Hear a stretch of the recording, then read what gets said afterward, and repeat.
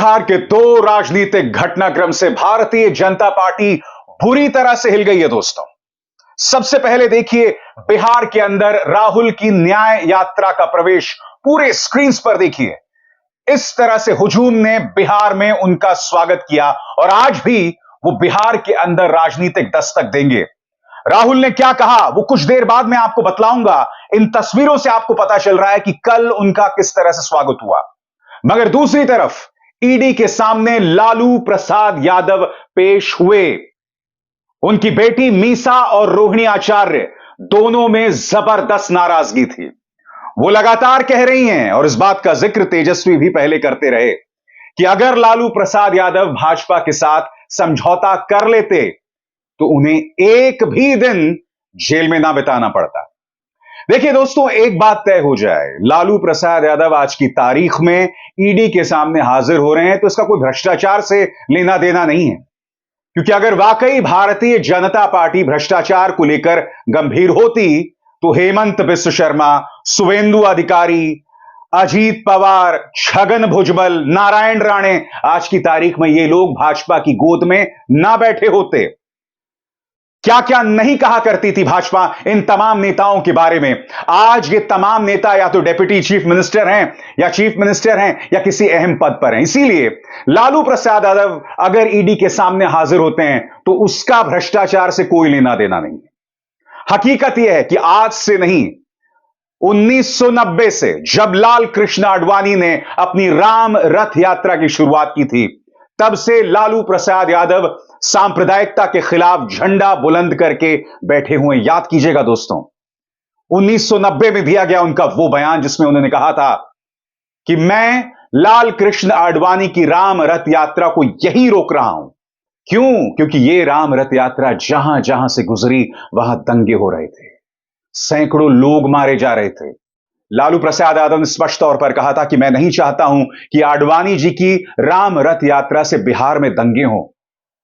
उनका वो मार्मिक संदेश, वो भाषण हम आज तक नहीं भूले हैं, जब उन्होंने कहा था कि दंगे होंगे तो लोग मर जाएंगे और जब लोग ही नहीं रहेंगे तो मंदिर में घंटा कौन बजाएगा। याद है कि आप भूल गए, क्योंकि लालू प्रसाद यादव के इस कदम की वजह से भाजपा उन्हें कभी माफ नहीं कर सकी। मगर यकीनन दोस्तों, लालू प्रसाद यादव ने कभी भी सांप्रदायिकता के सामने घुटने नहीं टेके। सुनिए उस वक्त 90 के दशक में उन्होंने क्या कहा था और क्या किया था आडवाणी की राम रथ यात्रा को रोककर। सुनते हैं उन्हें। देश हित में अगर इंसान ही नहीं रहेगा, इंसान नहीं रहेगा तो मंदिर में घंटी कौन बजाएगा या कौन बजाएगा? जब इंसानियत पर खतरा हो, इंसान नहीं रहेगा तो मस्जिद में इबादत कौन देने जाएगा? 24 घंटा मैं निगाह रखा हूं। हमने अपने शासन के अपने तरफ से पूरा उनकी सुरक्षा का भी व्यवस्था किया, लेकिन दूसरे तरफ हमारे सामने सवाल है, अगर एक नेता और एक प्रधानमंत्री का जितना जान का कीमत है उतना आम इंसान का जान का भी कीमत है। हम अपने राज्य में मतलब दंगा फसाद को फैलने नहीं देंगे। और इस वजह से लालू प्रसाद यादव से नफरत करते हैं, इस वजह से उन्हें ईडी में बुलाया जा रहा है, इस वजह से उनकी बेटियां कह रही हैं कि उनके पिता का अपमान हो रहा है। उनके पिता के खराब स्वास्थ्य के बावजूद 10-10 घंटे ईडी उनसे पूछताछ कर रही है। मैं आपको बतलाना चाहूंगा, उनकी बेटी मीसा और रोहिणी आचार्य इस मुद्दे को लेकर खासी नाराज हैं। आपके स्क्रीन पर यह हैं मीसा भारती। मीसा भारती क्या कह रही है मैं आपको पढ़ के सुनाना चाहता हूं। ईडी द्वारा सवाल पूछे जाने पर आरजेडी सांसद और लालू प्रसाद यादव की बेटी मीसा भारती ने कहा वो खुद खा नहीं सकते, किसी को उन्हें खिलाना पड़ता है। हम नहीं जानते कि अंदर उन्होंने खाया है या नहीं खाया है। कोई भी ईडी का अधिकारी बात करने को तैयार नहीं है। जब से चुनाव करीब आ रहे हैं प्रधानमंत्री डरे हुए हैं और वो इस तरह की तमाम चीजें कर रहे हैं। सरकार मेरे पिता को गिरफ्तार कर सकती है, मगर एक बीमार इंसान को गिरफ्तार करके उन्हें क्या मिलेगा? रोहिणी आचार्य का बयान दोस्तों आपके स्क्रीन पर। रोहिणी आचार्य क्या कह रही हैं वो भी मैं आपको पढ़ के सुनाना चाहता हूं। दर्जनों दफा पूछताछ करने के बाद भी क्या पूछना जानना बाकी है? स्वास्थ्य संबंधित समस्याओं से जूझ रहे व्यक्ति को बिना उनके सहायक, बिना दवाइयों के 8-9 घंटे से पूछताछ के नाम पर प्रताड़ित करना अमानवीय कुकृत्य है। जनता सब देख रही है। रोहिणी आचार्य की नाराजगी। दोस्तों, आपको समझना पड़ेगा, जिस तरह की प्रतिक्रिया राहुल गांधी को मिल रही है अपनी न्याय यात्रा को लेकर बिहार में, और जिस तरह से 8 से 9 घंटे तक ईडी ने लालू प्रसाद यादव से पूछताछ की है, ये दोनों घटनाक्रम राजनीतिक हो गए हैं। क्योंकि हमें नहीं भूलना चाहिए कि नीतीश कुमार ने एक बार फिर पलटी मार दी और बिहार की जनता में इसका बहुत ही नकारात्मक संदेश गया है। लोग न सिर्फ नीतीश कुमार पर हंस रहे हैं, बल्कि भाजपा के नेताओं पर। याद कीजिए सम्राट चौधरी, याद है इन्होंने क्या कहा था? इन्होंने कहा था कि जब तक मैं नीतीश कुमार को हटा नहीं दूंगा, मैं अपनी पगड़ी नहीं उतारूंगा। अब जानते हो पगड़ी के बारे में क्या कह रहे हैं? सुनिएगा तो हंसने लगेंगे। उन्होंने कहा आपके स्क्रीन पर, उस समय मैंने भावुकता में मुरेठा बांधते हुए कहा था कि नीतीश को मुख्यमंत्री पद से हटाकर ही मुरेठा खोलूंगा। दोस्तों, ये लोग क्या समझते हैं जनता को? इतनी बड़ी बात कही थी, आप भूल गए? कल ही मैंने अपने कार्यक्रम में आपको बतलाया था कि नीतीश कुमार ने विधानसभा पर वो जो महिलाओं पर बयान दिया था, रिप्रोडक्टिव हेल्थ के बारे में बयान दिया था, किस तरह से भाजपा की तमाम महिला विधायक, स्मृति ईरानी, प्रधानमंत्री नरेंद्र मोदी, खुद सम्राट चौधरी, चिराग पासवान, इन सब ने नीतीश कुमार को मानसिक तौर पर बीमार बताया था। आज उसी व्यक्ति को आपने सिर पर बिठा लिया है। स्वाभाविक सी बात है दोस्तों, अवसरवादिता की तमाम हदों को पार किया जा रहा है। और दूसरी तरफ तेजस्वी के प्रति सहानुभूति, क्योंकि तेजस्वी का फोकस लगातार नौकरियों पर था। वो लगातार कह रहे थे कि अगर आप बीमार होंगे तो आप कहां जाएंगे, अस्पताल जाएंगे या मंदिर जाएंगे। उसको लेकर भी भाजपा ने बड़ा विवाद खड़ा किया। गोदी मीडिया तो यह तक कहने लगा कि अगर मंदिर है तो अस्पताल जाने की क्या जरूरत है।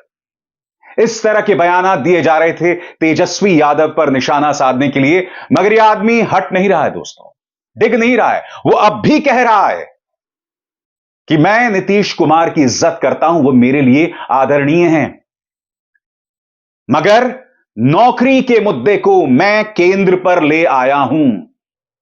आज की तारीख में अगर महागठबंधन के लिए कोई उम्मीद है तो वो तेजस्वी यादव है। अगर कोई उम्मीद है तो जिस तरह की प्रतिक्रिया राहुल गांधी को तमाम जगहों पर मिल रही है, और वो एक बार फिर जनता से रूबरू हुए, उन्होंने एक बार फिर जातीय जनगणना की बात कही। क्या कहा उन्होंने बिहार के अंदर? सुनते हैं दोस्तों। तो सामाजिक न्याय का पहला कदम जाति जनगणना, यह पता लगाना कि इस देश में पिछड़े वर्ग के कितने लोग हैं, आदिवासी कितने हैं, दलित कितने हैं, जनरल कास्ट के कितने हैं। यह देश का एक प्रकार से एक्सरे है। एक्सरे होने के बाद जो पिछड़ों की हिस्सेदारी बनती है, जो दलितों की हिस्सेदारी बनती है, वो उनको मिलने का काम कांग्रेस पार्टी करने जा रही है। आजकल प्राइवेटाइजेशन होता है, नुकसान किसको होता है? ओबीसी वर्ग को होता है सबसे ज्यादा, गरीब लोगों को होता है, पिछड़ों को होता है, दलितों को, आदिवासियों को, गरीब जनरल कास्ट के लोगों को होता है।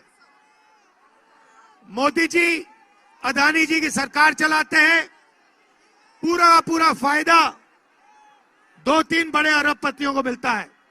हम चाहते हैं कि जो हाथ से काम करता है, जो छोटी दुकान चलाता है, उसके लिए भी बैंक के दरवाजे खुले, देश उसकी भी मदद करने का काम करे। तो आप देख सकते हैं दोस्तों, इन दो राजनीतिक घटनाक्रम ने बिहार में एक भूचाल सा ला दिया है। इससे पहले भी नीतीश कुमार की खासी आलोचना हो रही थी, भाजपा के नेताओं की जगहसाई हो रही थी कि सुशील मोदी, गिरिराज सिंह, सम्राट चौधरी पहले क्या किया करते थे और अब किस तरह से हाथ जोड़े नीतीश कुमार के सामने खड़े हुए हैं। अब वो उनके मुख्यमंत्री हैं। आज स्मृति ईरानी खामोश हैं, प्रधानमंत्री कुछ नहीं कह रहे हैं। क्योंकि मैं नहीं भूला हूं दोस्तों कि प्रधानमंत्री ने एक सभा में क्या कहा था नीतीश के बारे में? क्या प्रधानमंत्री भूल गए हैं या मैं उन्हें एक बार फिर याद दिलाऊं? सुनिए प्रधानमंत्री ने नीतीश कुमार के बारे में क्या कहा था। नेता जो इंडिया अलायंस का झंडा लेकर के घूम रहे हैं, जो देश की वर्तमान सरकार को उखाड़ फेंकने के लिए भांति भांति के खेल खेल कर रहे हैं, वो इंडिया अलायंस के नेता ने विधानसभा के अंदर, जिस सभा में माताएं बहनें भी मौजूद थी, कोई कल्पना नहीं कर सकता है ऐसी भाषा में बद्दी बातें की। कोई शर्म नहीं है उनको। इतना ही नहीं, इंडिया अलायंस का एक भी नेता माताओं बहनों के इतने भयंकर अपमान के खिलाफ एक शब्द बोलने के लिए तैयार नहीं हुआ। जनता अब इन्हीं बयानों को देख रही है। मगर यह भी सच है दोस्तों, प्रधानमंत्री के दोहरे मापदंड बेशक सामने उभर कर आए, मगर प्रधानमंत्री भाजपा के पास एक ऐसा राजनीतिक तुरुप का पत्ता है जिसका जवाब शायद महागठबंधन के पास नहीं है। क्योंकि हो सकता है कि जब विधानसभा चुनाव आए तो तेजस्वी सबसे बड़ा ब्रांड हो, मगर लोकसभा चुनाव नीतीश और भाजपा के साथ आने के बाद क्या इसका असर लोकसभा चुनावों पर पड़ेगा? क्या प्रधानमंत्री नरेंद्र मोदी इतना बड़ा फैक्टर हैं कि वो महागठबंधन को नेस्तनाबूद कर देंगे, जैसा कि 2019 में हुआ था जब 38 सीटें मिली थी भाजपा और जनता दल यूनाइटेड को? क्या वो उस इतिहास को दोहरा पाएंगे? आप जो मेरे इस कार्यक्रम को देख रहे हैं, मैं चाहूंगा कमेंट सेक्शन में बताइए कि क्या प्रधानमंत्री भारतीय जनता पार्टी का वो राजनीतिक चेहरा है जो एक बार फिर भाजपा और जनता दल यूनाइटेड को बिहार में 35 प्लस सीटें दिलवा पाएंगे?